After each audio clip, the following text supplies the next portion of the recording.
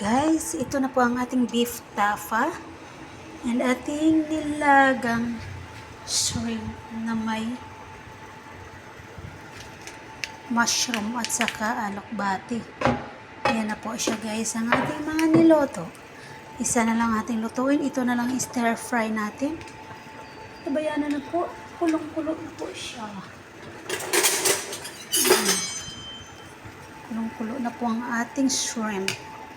See? Shrimp with pukul. Yan po ang ating luto for today. Yan po siya ngayon, ang ating luto. At ating beef taffa. Ihatid na natin sa lamisa.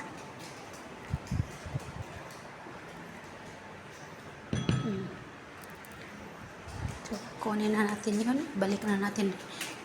Ilagay na natin sa lamisa kasi nga alas 12 yun, mag-alas 12 na.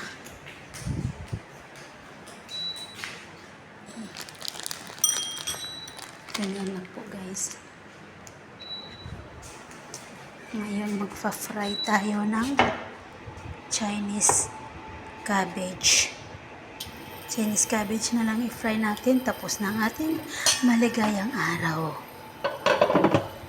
Huwag pahirap.